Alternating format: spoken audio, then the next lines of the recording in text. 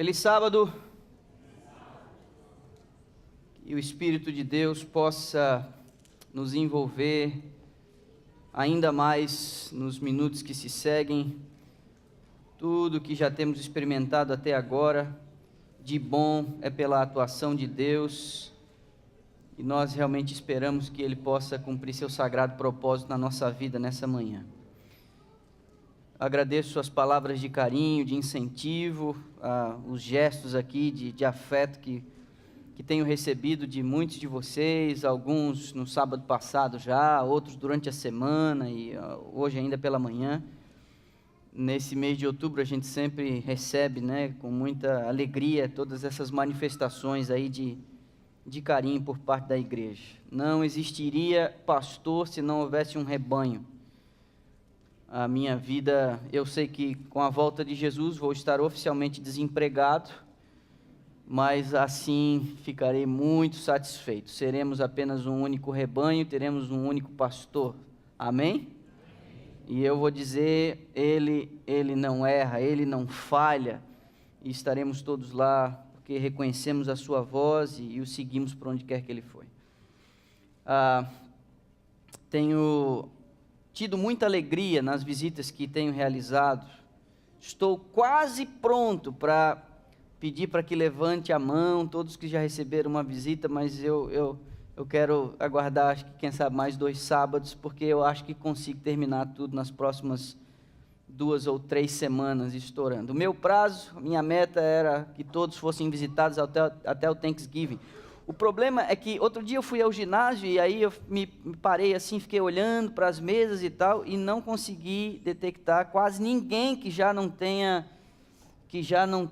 sido visitado. Mas alguns não têm o hábito de almoçar com a gente. Eu vou dizer, você está perdendo, porque é por minha conta, você devia ficar mesmo.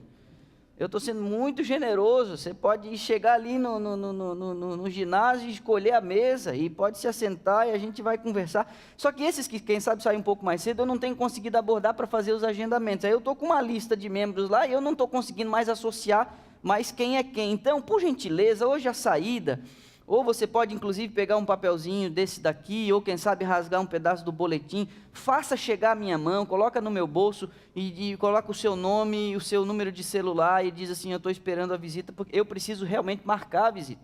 Seria muito frustrante para mim, por uma negligência da minha parte, não conseguir fazer esse agendamento. E quem tem recebido as visitas sabe, essa visita, ela é uma visita de cortesia. Eu gasto um tempo orando, ouvindo um pouco a história da família, a gente lê um texto da Bíblia. É uma visita rápida, mas eu preciso achar alguma brecha no seu schedule para a gente poder ter esse momento. Eu não consigo ser pastor apenas por detrás desse púlpito. Tenho sempre citado nas minhas visitas, quando um pastor prega um sermão, diz Ellen White, o trabalho dele só está começando. Então, eu não tenho como exercer o ministério distante do rebanho. Eu preciso entrar aí no seu contexto e conhecer você e juntar as peças da sua vida, ok? Você também tem no boletim da igreja o meu número de celular. Se você preferir, até quem sabe seja mais fácil, você tem aqui o meu número de celular e aí você pode mandar uma mensagem de texto para mim, dizendo, sou fulano de tal, estou aguardando a visita. Eu vou fazer contato com você ainda essa semana, ok? Gente, eu botei numa caixa para não assustar, porque se estivesse aqui fora da caixa o tempo inteiro ia ficar muito complicado. Vocês devem ter percebido que hoje nós não tivemos historinha das crianças. Não, eu não vou fazer uma ação mais shakespeariana assim, não. Vocês sabem, por conta do mês de outubro, a razão que me levou a comprar esse troço horroroso essa semana é que a historinha da criança hoje vai ser um pouco diferente. Vai ser depois do sermão lá na sala pastoral, ok? Então, acabando aqui o serviço, as crianças vão lá para a sala pastoral. Se você tem o seu bebê, a sua criança de colo, que não tem condições ainda de seguir as indicações e ler a placa da sala pastoral, você leva a sua criança lá, nós vamos dialogar um pouquinho sobre o Halloween. Ok, é agonia, né? Me ajuda aí, Alex. Vai lá, Alex. Que hoje a Giane, outro dia ela fez um negócio aqui, mas hoje foi o Alex mesmo. Quem não tem Giane, vai com o Alex.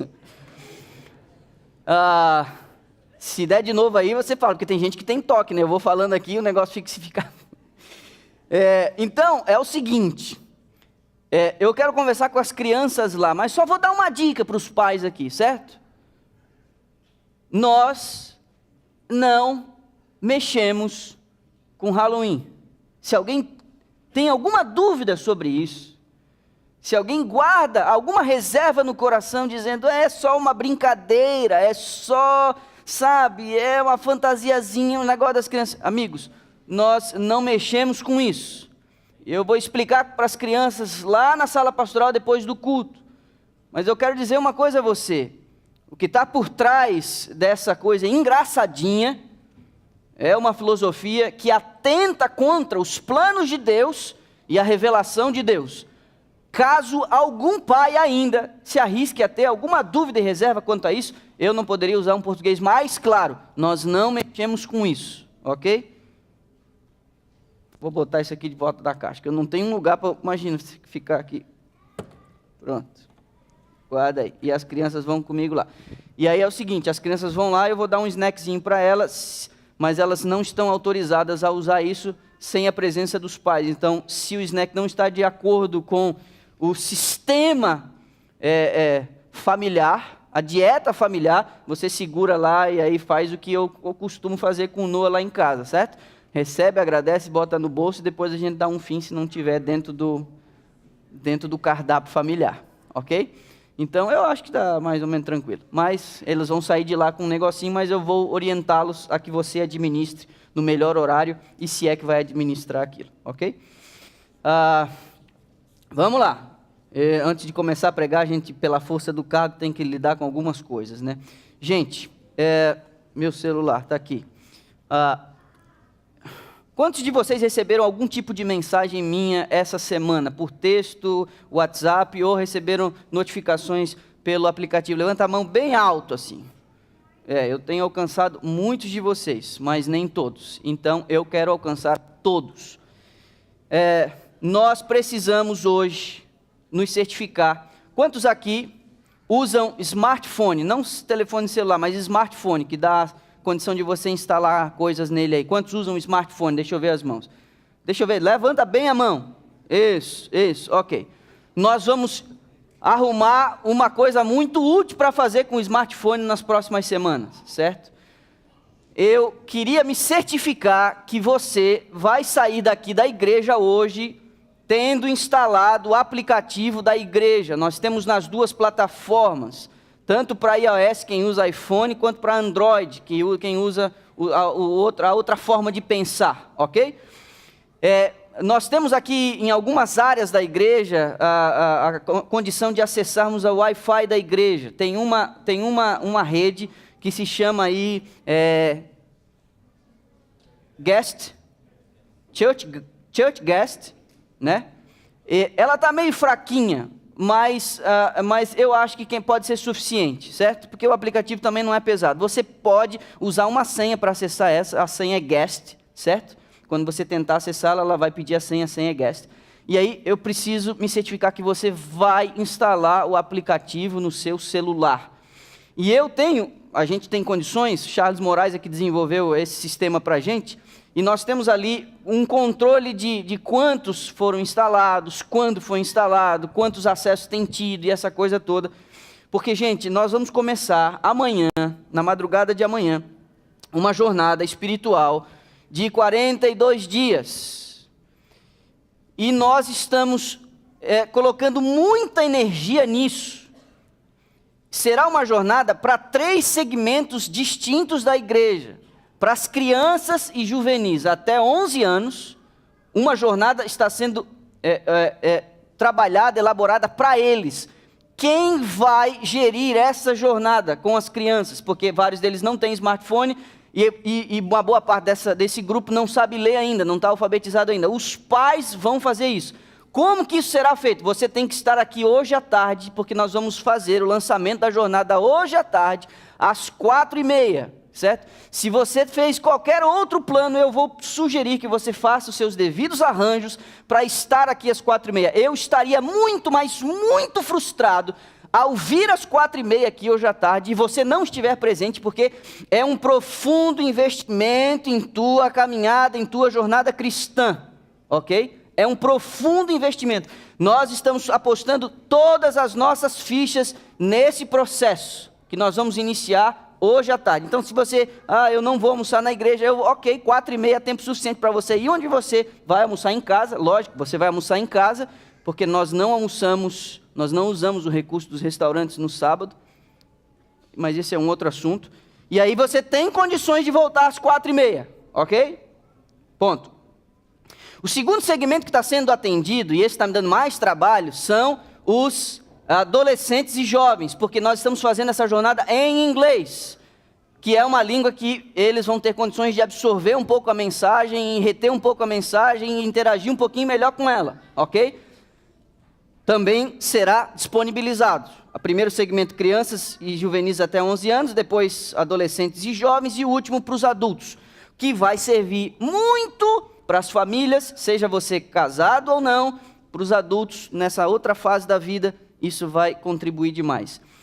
Todos os dias, às 3 horas da manhã, eu vou acordar e vou disparar uma notificação via aplicativo, dizendo o seguinte: está disponível às 3, e nós vamos colocar as 3 jornadas lá, e você vai acessar, caso tenha filhos pequenos, a das crianças, a dos jovens e a sua, ok?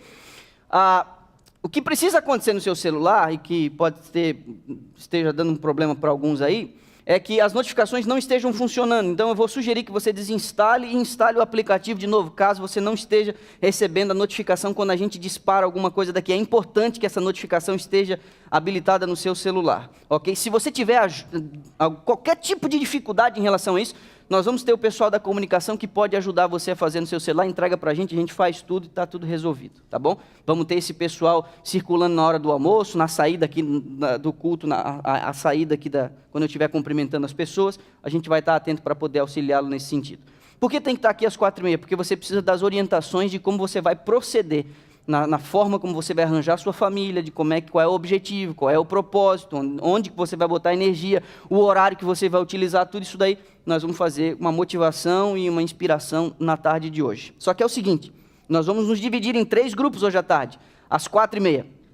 4h30 você vai com a sua criança, a mãe e as crianças vão estar com a Giane lá na sala dos adolescentes, porque lá nós vamos orientar as crianças de como elas vão proceder também, e os pais.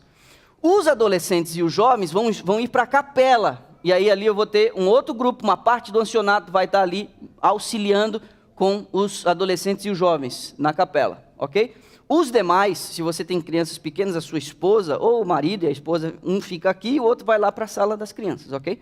E aí nós vamos ter o outro grupo aqui na nave. Depois de uns 20 minutos separados, nós vamos nos reunir todos aqui, e depois mais 20, 25 minutos, a gente vai receber as orientações, e aí vocês estão dispensados. Mas eu vou dizer, eu ficaria muito frustrado, se eu percebesse a sua ausência aqui hoje à tarde. Você pode achar que porque tem muita gente e tal, você não vai ser notado, você vai ser notado, sua ausência vai ser sentida. E eu ficaria frustrado porque isso é de extrema importância. Eu acredito que em 30 dias nós já não seremos mais os mesmos. Você diz um amém mais forte? Amém. Ok. Estou apostando todas as minhas fichas nisso. Ok? Quando a gente encerrar essas considerações, aí as pessoas vão embora e aí vão ficar comigo aqui só os chefes de casa, os homens, chefes de família, ok? Para mais alguns instantes, porque daí é uma conversinha mais ao pé do ouvido que eu quero ter com eles. Promovido pelo Departamento dos Homens, aí eu quero que você fique aqui um instantinho comigo e para vocês vai ter uma surpresa que foi programada aí pelo departamento, ok? Estamos prontos para a gente começar? Nesse mês de outubro a gente iniciou uma série sobre a reforma, e esse é o 3º sábado, é o último sermão da série. Temos considerado alguns aspectos da reforma protestante, que tem sido comemorada nesse mês de outubro de 2017, haja vista que foi em 1517 que ocorreu um evento importantíssimo nesse processo, quando Lutero fixou na porta da igreja em Wittenberg as 95 teses que chamavam o povo a uma reflexão e atentavam diretamente contra a prática da indulgência, que era um tipo de compra de salvação por títulos vendidos pela igreja em praças públicas, nas cidades e nas vilas. e esse mês estamos comemorando essa reforma protestante. O hino que a Thaís cantou é o hino Castelo Forte, foi composto por Martinho Lutero, num contexto muito interessante. Ele estava num castelo nos dias que precederam o comparecimento dele diante do tribunal de Roma, extremamente solitário, pisando o lagar, entendendo que havia uma grande coisa a ser feita, oprimido pela força das circunstâncias, desafiando o poder, o maior poder terrestre. Ele compôs os versos deste hino que tem inspirado muitos de nós desde então, ao longo desses últimos 5 séculos, não é? Nós especificamente vimos no início do mês que um retorno às Escrituras era necessário para que uma reforma pudesse ser efetuada, tanto na igreja como também na nossa vida. E no último sábado a gente gastou algum tempo considerando a salvação, que é uma obra que foi realizada por nós, a nosso favor, fora de nós e sem a nossa participação. Eu disse no sábado passado e repito aqui, o que está em questão quando o assunto é a salvação, não é o quanto você merece, mas é o quanto você precisa. E também no último sábado eu gastei algum tempo fazendo um alerta em relação a um possível cristianismo que está sendo vivido destituído de Cristo. Uma série de normas, uma série de práticas religiosas sem a pessoa de Cristo, que torna o cristianismo azedo, árido, e nos coloca no caminho da perdição, porque isso não passa de legalismo. Eu também mencionei que Deus não nos aceita como estamos, mas Ele nos convida como nós estamos. Deus requer, usei as palavras de Ellen White, a entrega plena do coração antes que possa haver a justificação. Não confunda o que Deus fez por você com o que Ele quer fazer em você.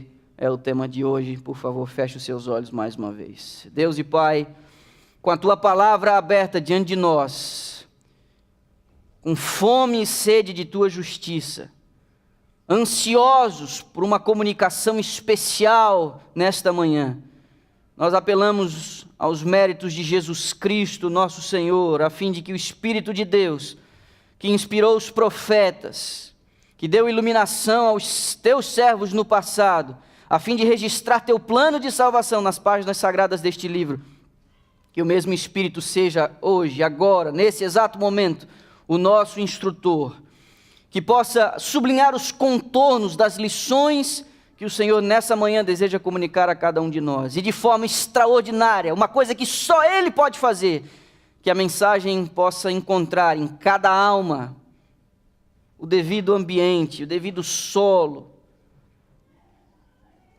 a fim de que Ele realize uma obra individual, personalizada, e que o Teu nome seja glorificado pelas reações que teremos com o estudo da Tua palavra nessa manhã. Ouve a nossa prece, Pai. Nós nos humilhamos diante do Senhor, reconhecemos que não há virtude nem mérito em nós, apenas o desejo de fazer a Tua vontade. Oramos em Cristo Jesus, o nosso Senhor. Amém. Gálatas capítulo 3, por gentileza, abra a sua Bíblia lá. Vamos às epístolas de Paulo, em alguns outros textos nessa manhã, e vamos começar por aqui. Eu havia deixado uma pergunta no ar no último sábado. Nós fomos salvos da condenação, mas fomos salvos com um propósito. Eu pretendo responder essa pergunta nessa manhã.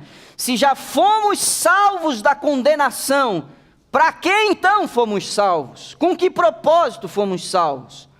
Uma coisa tem que ficar clara, enfatizei tanto a graça de Cristo e seu sacrifício substitutivo no último sábado, mas há algumas mentes inquietas queriam uma resposta em relação, mas o que eu devo fazer? Gálatas 3:11, olha as palavras do apóstolo Paulo, ele diz assim: é evidente, está claro, que pela lei ninguém é justificado diante de Deus, porque o justo viverá pela fé. Você diz amém? Amém. Olhe para mim aqui, uma coisa tem que ficar claro para mim e para você nessa manhã. Às vezes a gente defende a ideia certa com o argumento errado.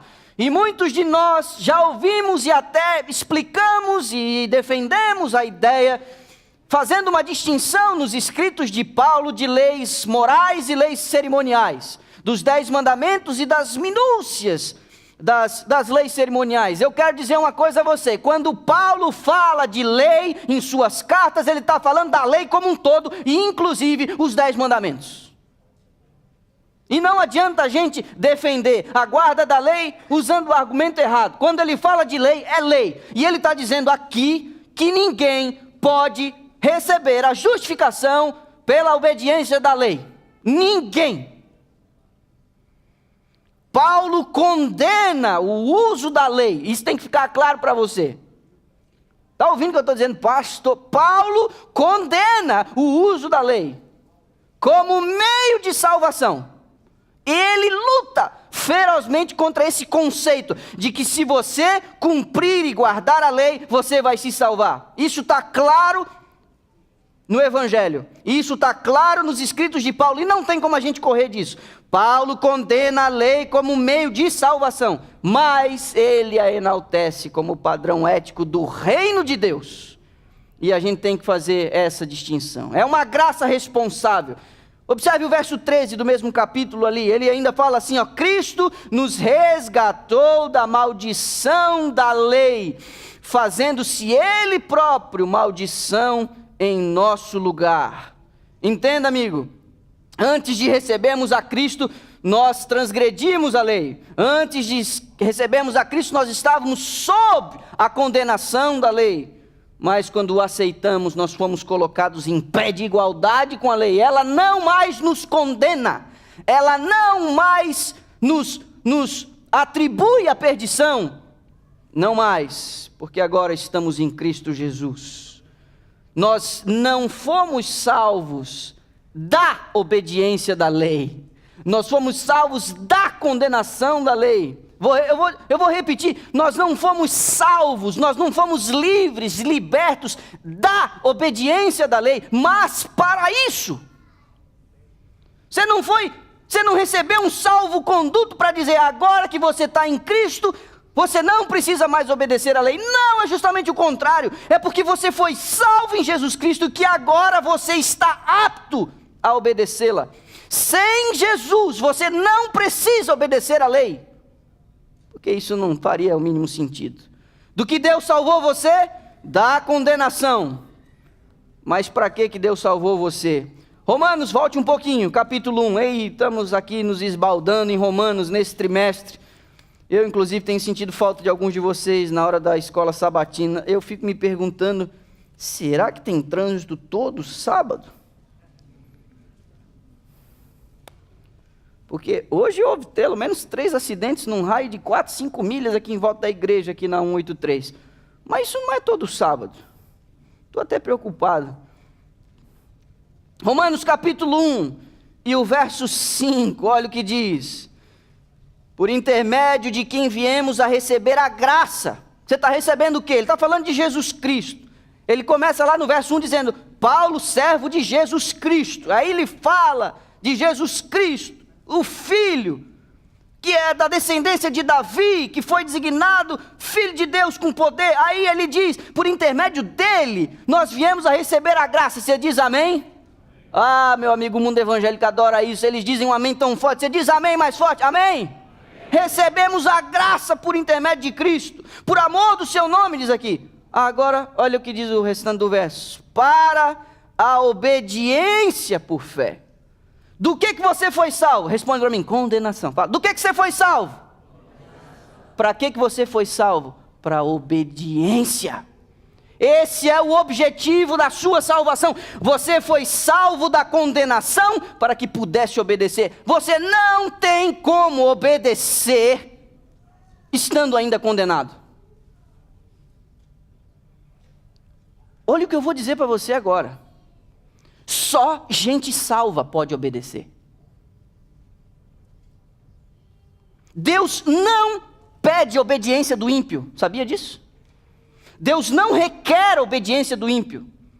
Do ímpio ele requer confissão e arrependimento.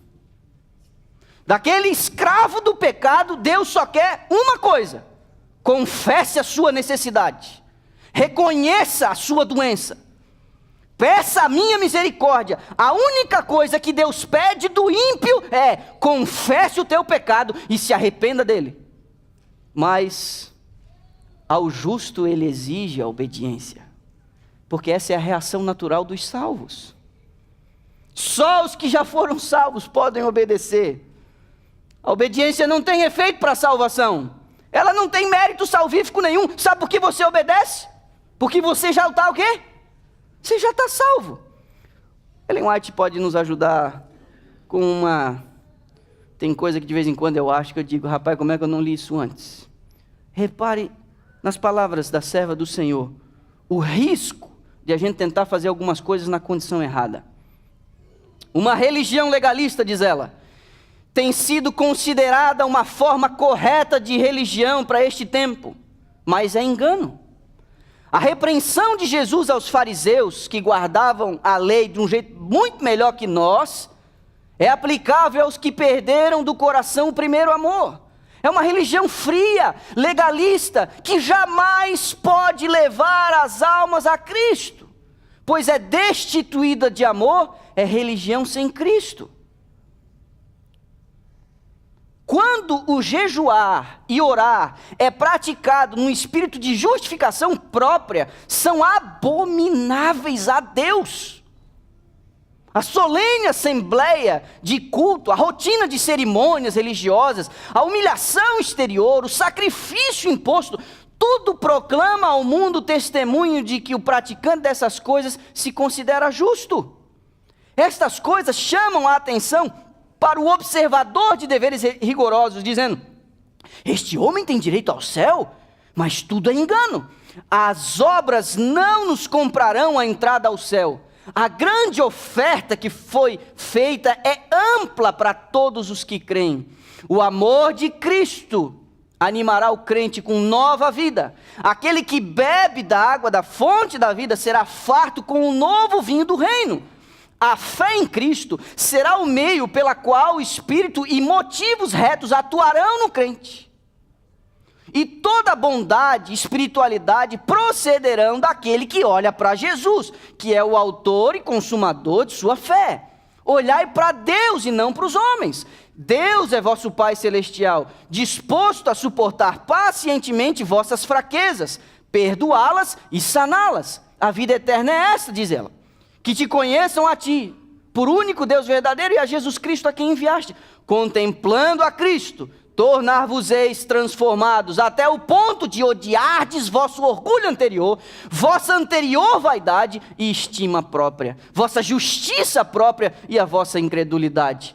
Lançareis para o lado esses pecados como cargas inúteis e andareis humilde, mansa e confiantemente perante Deus. Praticareis amor, paciência, afabilidade, bondade, misericórdia e todas as graças que habitam no Filho de Deus, e afinal encontrareis um lugar entre os santos e os puros. Olhe para mim, que texto incrível esse! Olhe para mim aqui, meu irmão.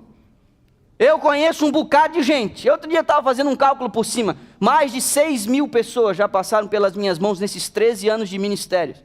E eu conheço um bocado de gente que, do ponto de vista da lei, do rigor e das exigências, das reformas, eles eram disciplinados, rigorosos. Mas eu vou dizer um negócio para você: havia em torno deles uma órbita tão azeda que parecia que é um povo que tinha sido batizado no vinagre. Não, só pode ser. No dia que foi batizado, o pastor, quando afundou, não era água aquilo, era vinagre. A maior evidência, meu irmão, de uma vida cristã genuína, sabe o que é? Não é a forma meticulosa como você cumpre o seu dever, mas é a maneira extraordinária como você cria um ambiente de amor, ternura e misericórdia ao seu redor. O amor é a maior evidência de uma vida cristã genuína. É o amor. Nós, por nossa imperfeição, somos chegados a ser, inclusive, aconselhados a se errar. Errar por onde?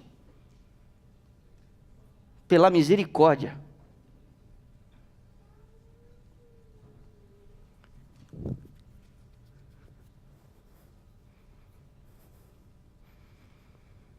Para que a gente obedece então? A gente obedece para a glória de Deus. A gente não obedece para se recomendar. A gente não obedece para aparecer. Às vezes a gente olha para aquele farisaísmo do passado, a gente até dá risada, né? Eles eram tão estritos na obediência da lei que, enquanto a guarda do sábado, mais de 1.500 especificações para você não escorregar em relação à guarda do sábado, a ponto de não poder nem cuspir no chão, porque vai que tinha uma semente ali, germina, você está plantando, está pecando. Não, esses excessos chegam a hoje, à atualidade, ao tempo moderno, que em alguns lugares, judeus ortodoxos, na guarda do sábado, programam um elevador para que pare em todos os andares, porque nem o botão eles apertam. Oxe, alguém me explica isso? Muitos deles donos de joalherias e lojas que são que estão localizadas em grandes shoppings que não podem fechar no final de semana por um contrato. Eles têm um contrato, pasme você, eles têm um contrato em que toda sexta-feira o negócio sai do nome deles na segunda volta. Aí a gente dá risada, né? Mas será que alguns de nós, será que não estamos tentando aparecer com as nossas coisinhas religiosas? Será que a gente realmente não está um pouquinho interessado que as pessoas saibam que a gente ora? Que as pessoas saibam que a gente jejua? Que as pessoas saibam que a gente é fiel nos dízimos e nas ofertas? Que as pessoas saibam que a gente conseguiu vencer o queijo, o leite, a carne? Tudo isso que eu citei é importante. Tudo isso que eu citei, gente que tem uma consciência de que já foi salvo, se esforça para que, através da obediência em todos estes termos, inclusive em relação ao cuidado da própria saúde, para que é? Você não cuida da sua saúde para você viver mais. Você não cuida nem da sua saúde para você ter uma mente mais clara. Isso é o bônus. Isso é o bônus. Nós cuidamos do nosso corpo, evitamos e consumimos coisas por causa de quê? Tudo é para a glória de Deus. Não é para a gente bater no peito, não é para a gente se sentir um pouquinho melhor, porque essa semana fomos melhor que a semana passada. Ninguém obedece para ser salvo, meu irmão. A gente obedece porque foi salvo. Só os salvos obedecem, os ímpios não obedecem. Ninguém obedece para ser justificado, a gente obedece porque já foi justificado. Toda relação com Deus coloca a salvação no passado. A salvação que você já recebeu é como um farol atrás de você, iluminando o seu caminho. Antes do pecado, o homem era livre, mas ele foi escravizado. Então, a gente consegue entender por quê. Dá uma olhada, por favor. Se eu disser para você, onde está registrada a lei de Deus, você consegue chegar lá sozinho? Onde está? Vai lá, por favor. Eu não vou dar referência não, porque nisso aí a gente é bom. Vai lá, onde é que está a lei de Deus? Abre lá. Pode ser que alguns de nós estejamos negligenciando uma coisa, em Êxodo capítulo 20. Vai lá, por favor, por gentileza. E aí eu quero que você leia para mim. Eu vou dar 30 segundos para você achar. 27, 26, 25, 7, 6, 5, 4. Êxodo 20. Aí você lê para mim. Se você tivesse que ler a lei para alguém que nunca ouviu falar da lei de Deus. Você já ouviu falar da lei de Deus? Nunca. Então eu vou ler para você. Você começaria por qual dos mandamentos? Pelo número 7, número 6 ou número 1? Número 1. Então, você leria qual verso para alguém que você está mostrando a lei de Deus, que a pessoa nunca ouviu falar dela? Qual verso você usaria? Qual verso? Esse é o verso que a gente sempre começa. Só que nós temos um problema aqui.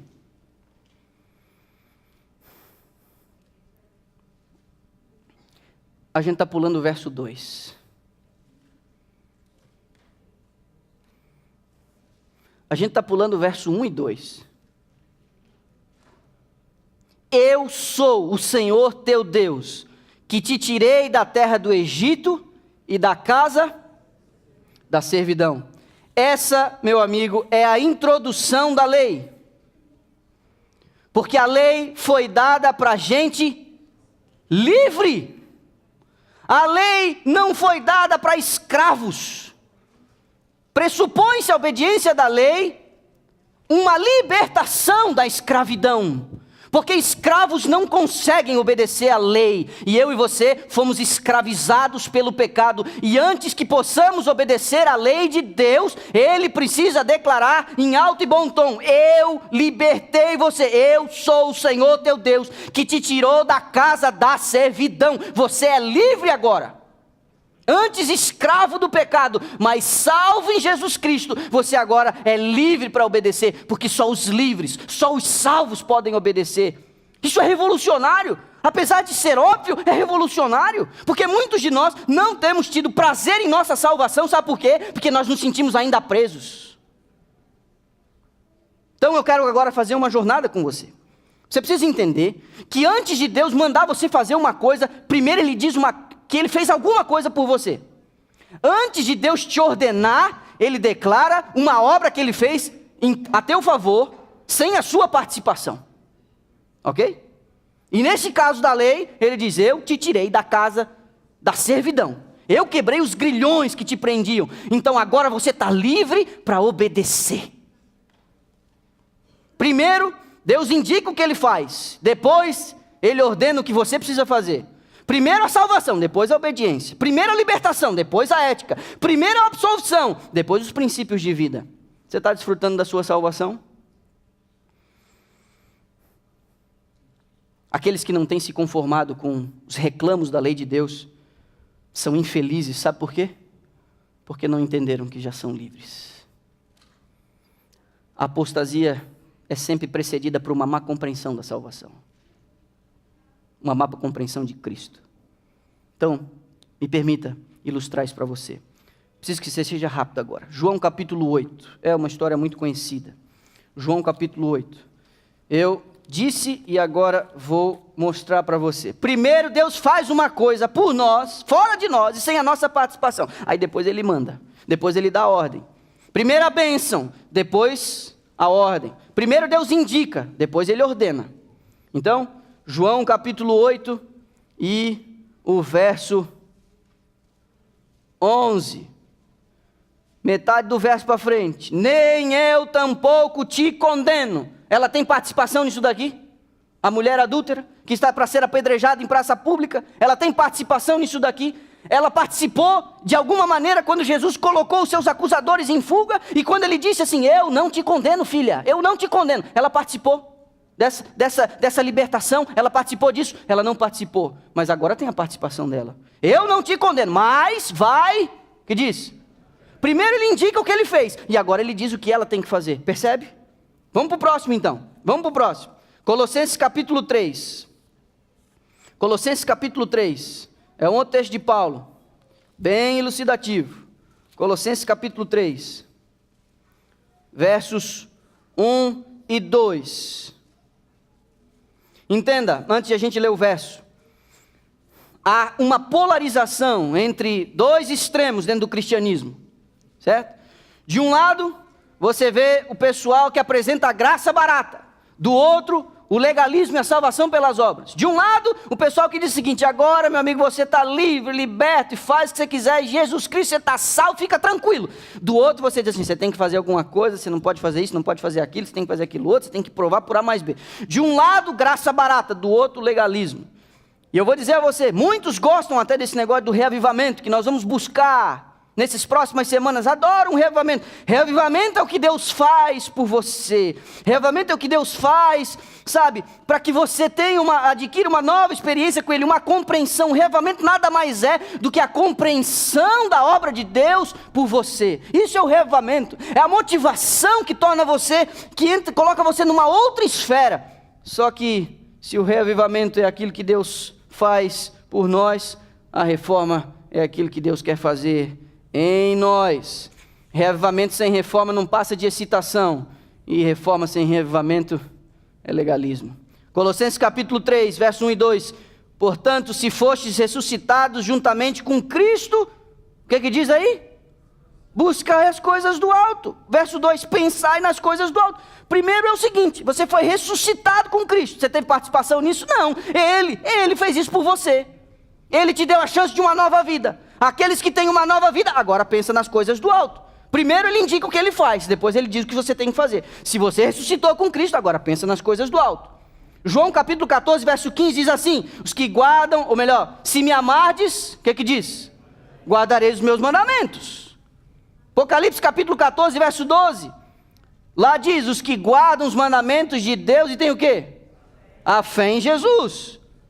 Agora o clássico, esse é bom. 1 Coríntios capítulo 6. 1 Coríntios capítulo 6. Volte um pouquinho de onde você está. Isso é o que a gente poderia chamar de a ponte entre a justificação e a santificação. 1 Coríntios capítulo 6, o verso é o 20, diz assim: porque fostes comprados por preço. A minha pergunta, você tem participação nisso daqui? Porque fostes comprado por preço, você tem participação nisso daqui? Que preço foi esse? Quem pagou? Quem comprou? Você não tem participação nisso? Nenhuma, absolutamente nenhuma, por você, fora de você e sem a sua participação, ok? Mas olha o restante do verso. Por isso então agora, glorificai a Deus no vosso corpo. Meu amigo, você foi comprado, por isso agora você tem que glorificar o Senhor. Olha o que Ellen White nos diz nesse outro texto. Não há constrangimento na obra da redenção. Não se exerce nenhuma força externa. Sob a influência do Espírito de Deus, o homem é deixado livre para escolher a quem há de servir. Na mudança que se opera quando a alma se entrega a Cristo, há o mais alto senso, que diz Ellen White, de liberdade. A expulsão do pecado é ato da própria alma. Na verdade, nós não possuímos capacidade para livrar-nos do poder de Satanás. Mas quando desejamos ser libertos do pecado e em nossa grande necessidade, clamamos por um poder fora de nós e a nós superior, as faculdades da alma são revestidas da divina energia do Espírito Santo e obedecem aos ditames da vontade no cumprir o querer de Deus. A consciência de sua salvação é que motiva você a uma outra atitude de vida. Paulo, repare, a Júlia leu aqui no momento da leitura bíblica, no capítulo 12 de Romanos, um texto clássico, versos 1 e 2, irmãos, pelas misericórdias de Deus, que você não teve participação, foi por você, fora de você. Ela diz, as Sagradas Escrituras dizem que apresenteis o vosso corpo por sacrifício vivo, santo e agradável a Deus, que é o vosso culto racional. É pela misericórdia de Deus. Primeiro, nós precisamos de uma consciência do que Ele fez a nosso favor. Primeiro, eu e você temos que entender que tivemos os grilhões do pecado que nos acorrentavam, que nos prendiam, eles foram quebrados. Você não é mais escravo do pecado. Essa é a grande mentira do inimigo de Deus. O inimigo de Deus convence os habitantes desse planeta que para você ser livre mesmo, você pode fazer o que você quiser. Você faz o que você quiser, na hora que você quiser. E hoje a filosofia que impulsiona as pessoas é o seguinte: você tem todo o direito de ser feliz, e você não vai poder ser feliz se alguém ficar dizendo para você o que você tem que fazer. A felicidade reside no fato de você fazer o que você quiser, na hora que você quiser e do jeito que você quiser. Só que por trás desse discurso libertador tem a maior de todas as mentiras, porque você está sob a maldição da lei, porque você está sob os efeitos nocivos de uma doença que te infectou. Essa sua vontade, ela está escravizada. As pessoas que dão um livre curso à sua vontade, elas não são livres. Essa é a grande mentira. Liberdade de verdade só existe na obediência. É quando você controla e decide exatamente fazer a vontade de Deus. Aí você desfruta de uma liberdade que aqueles que fazem o que querem, na hora que querem, do jeito que querem, não possuem. Alguns anos atrás, eu me deparei com cenas horríveis de seres humanos que haviam se degradado ao nível de animais. Eu entrei em contato com gente, usuário de crack, que não tinha mais domínio sobre a vontade. Eles eram como zumbis. Dormiam entre os ratos, no esgoto. Numa dessas minhas idas à Cracolândia, eu encontrei uma família, um casal e uma criança que tinha a idade do Noah, de 4 anos. Eles moravam no período da seca, porque em Brasília 6 meses chove, 6 meses não chove. E nesses 6 meses que não chovia, não chove mesmo. Eles tinham garantia que não seriam perturbados com a água. No Brasil, a gente chama de boca de lobo, aquelas entradas que correm na beira da calçada, que dão acesso ao sistema pluvial e a eliminação do esgoto da cidade. Só que essa boca de lobo, ela tem isso aqui mais ou menos, eu imagino que 15 ou 20 centímetros. E eu encontrei essa família morando dentro desse lugar que era um buraco aberto, e o acesso era essa boca de lobo. Eles entravam por uma fresta assim, o pai, a mãe e a criança, e moravam lá, escravos de uma droga horrível. Durante o dia, tentando dar um jeito de conseguir 5, 10 reais, que era o custo de uma pedra, para eles poderem fumar uma pedra de crack. Eu conversei com aquele pai. Eu fiquei na tocaia para poder falar com ele, porque as 2 vezes que tinha ido antes, tentar abordá-lo ali, ele, envergonhado pela situação, não quis conversar comigo. Então eu esperei ele sair. E como fui conversar com ele, eu fui dizer: amigo, me diz como eu posso te ajudar. Onde você quer ir? O que você quer acessar? Você quer que eu conduza a sua criança para algum lugar? Você quer que eu te encaminhe para uma clínica? O que eu posso fazer com você, além de orar com você nesse momento aqui? Além de te trazer essa comida, além de te trazer essas roupas aqui para sua criança, o que você quer que eu faça? E depois de ter conversado com ele, aí ele me conta. Quando eu era mais novo, eu achei que eu podia fazer qualquer coisa. Eu entrei para curtir um barato. Eu comecei com um cigarro de maconha. Todo mundo começa com um cigarro de maconha. Todo mundo começa com uma latinha de cerveja. Todo mundo começa com um pouco de vinho barato no bar da esquina. Para curtir o barato. É para rir com os amigos. De um temperamento muito tímido. Quando eu consumia droga, eu me sentia mais corajoso. Quando eu bebia o álcool, eu me sentia mais extrovertido. Eu conseguia abordar as meninas, eu conseguia falar mais, eu conseguia ser mais corajoso, eu conseguia fazer coisas que no meu estado normal eu não conseguia. Eu comecei assim. Só que agora eu não consigo mais. Eu vou dizer o quê? Para você me levar para uma clínica, eu não consigo mais. Eu tenho mais paixão pela pedra de crack do que pela minha criança de 4 anos, ele me disse. Eu trocaria eles. Quando eu estou na fissura pela droga, eu trocaria eles. Aí você me diz: o que o crack faz com o corpo, a metanfetamina faz com o corpo, o pecado faz com a alma. Você acha que é livre? Você acha que você tem controle? Você não tem. Liberdade é só para aqueles que foram libertos da condenação e da escravidão do pecado. Estes são livres. E se você anda com sua vida cristã árida, azeda, sem brilho, sem colorido, se os reclamos da lei de Deus têm incomodado você, se essa ladainha aqui da igreja tem limitado aquilo que você quer ser, aquilo que você quer fazer, os teus sonhos, os teus projetos, o que você quer se tornar, eu afirmo com toda certeza: você não teve ainda uma noção exata da salvação em Cristo Jesus. Porque a única reação cabível aos salvos, a conscientização da salvação, só me leva a cair de joelhos para dizer: Senhor, a minha vida é tua, o meu coração é teu, a minha vontade te pertence. Eu quero obedecer para glorificar o teu nome.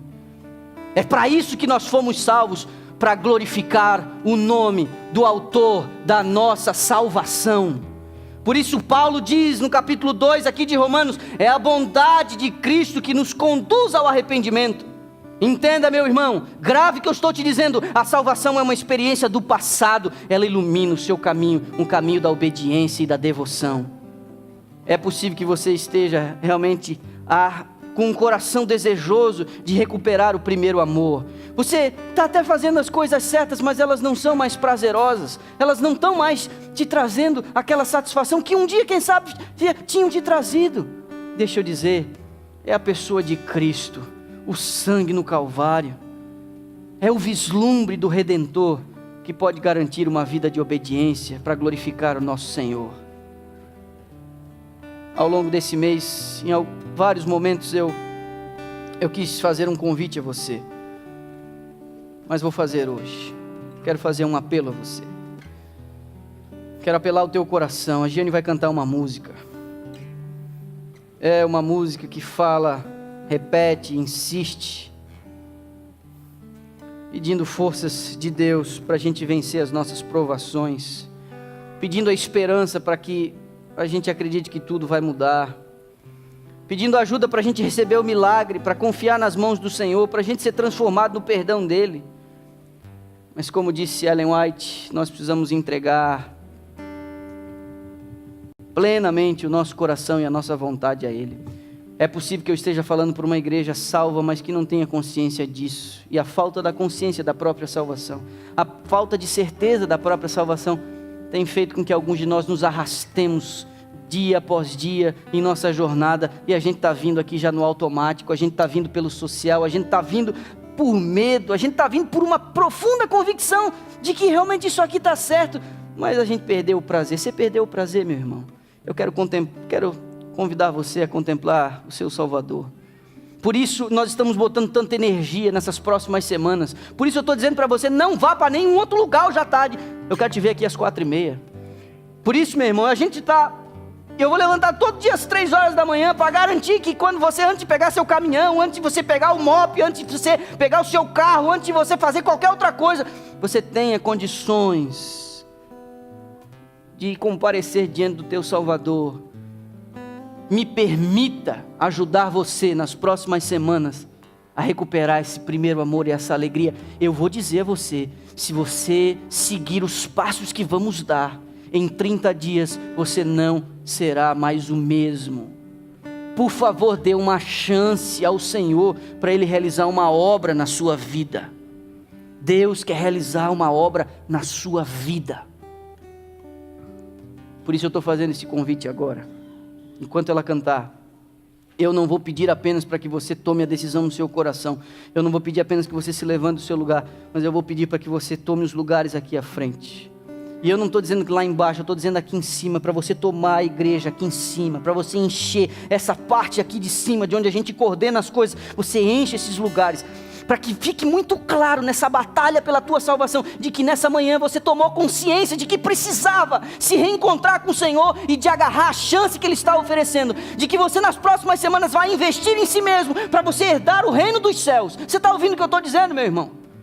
Então você tem 3, 4 minutos para tomar a sua decisão. É essa decisão de livre e espontânea vontade, para que a gente de uma vez por todas encontre a alegria da obediência, por uma consciência muito clara e definida de que fomos salvos no sangue do Cordeiro.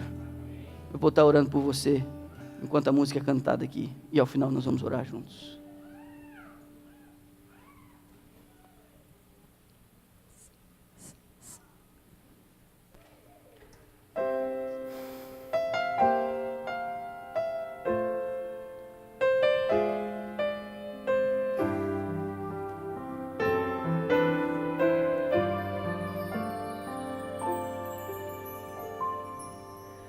Colocar-me em tuas mãos, quero esquecer todas as vezes que caí. Não quero reviver batalhas duras que perdi quando de ti me afastei e tão longe vaguei. Hoje te entrego outra vez a minha vida, a minha mente e o meu ser. Por tanto tempo só minha vontade eu quis fazer,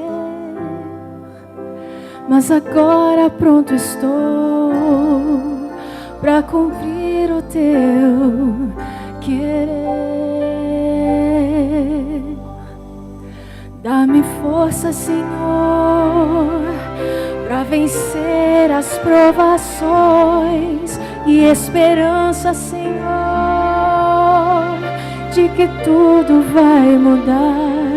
E ao receber estes milagres, me ajuda a confiar nas tuas mãos e no poder transformador do teu perdão.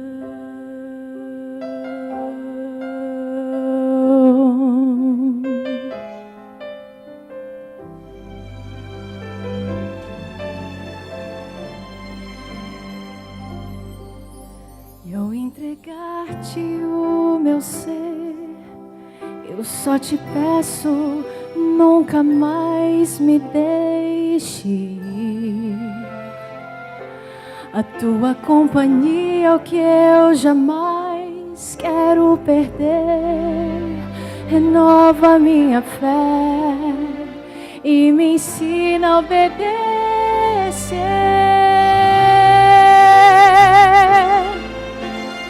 Dá-me força, Senhor, para vencer as provações, e esperança, Senhor, de que tudo vai mudar.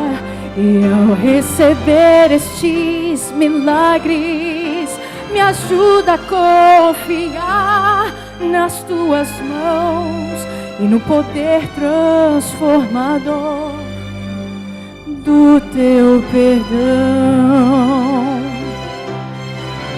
Se não fosse a tua graça, não sei onde estaria.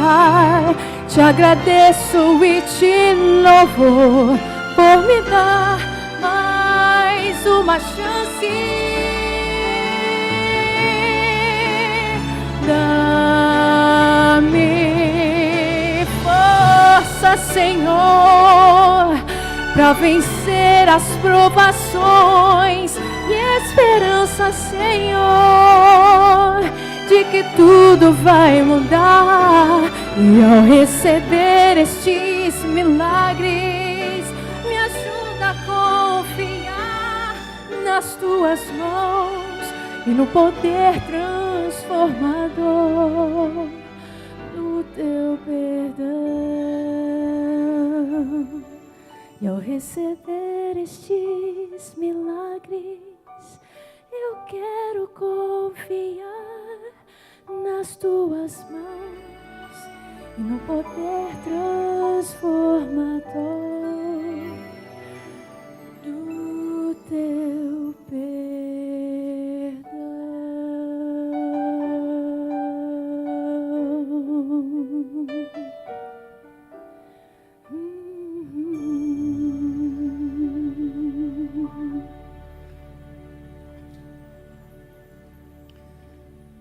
Amantíssimo Deus e Pai Celestial, recebe os teus filhos que voluntariamente tomaram a decisão de reconsagrar suas vidas, entregar o coração e a vontade ao Senhor. Não é possível que demos um testemunho ineficiente de nossa fé. Não é possível que nossas práticas religiosas destituídas de Cristo, sem valor algum, pretensiosas, não é possível que a gente se arraste mais nesse tipo de vida. Mas, Pai, o sacrifício vivo que o Senhor exigiu de nós, para que a gente apresentasse o nosso corpo, para que a gente renovasse a nossa mente, essa nova reforma de vida só pode vir por uma compreensão de quem Cristo é e o que Ele fez em nosso favor. Nos dá a chance, Pai, de vivermos uma vida feliz. Uma vida feliz. Que a nossa vida, que é o melhor sacrifício, não é um sacrifício morto, é um sacrifício vivo. O nosso sorriso, a nossa rotina, o nosso dia a dia, o levantar e o deitar, tira proveito de nossa vida e nos dá a felicidade da salvação. Não é possível, Senhor, que a gente se arraste por mais tempo, que a gente não progrida na obediência e na fé em Cristo, não é possível. Por favor, olha para essa igreja que se chama pelo teu nome, olha para estes teus filhos que respondem pelo nome de cristãos, e que Cristo seja percebido na vida deles, que neste exato momento, pela obra do Espírito Santo de Deus, haja um novo batismo, a imagem de Cristo impressa na alma dos teus adoradores, e que nos sentindo livres e resgatados, vivamos para a obediência e para a glória do teu nome. Nos livra de pecar contra o Senhor voluntariamente, Pai. E se viermos a faltar, inevitável que isso aconteça, que possamos encontrar a graça, o perdão e a misericórdia acessível a nós. Despeça-nos com a tua paz, nos traz aqui de volta para logo mais, num outro diálogo, num outro momento. Nós te pedimos estes favores, em nome de Jesus Cristo, nosso Senhor. Amém. Que Deus te abençoe, meu irmão. Eu vou estar à saída para me despedir de você. Enquanto isso, as crianças podem ir para a sala pastoral e a gente vai conversar e dialogar lá.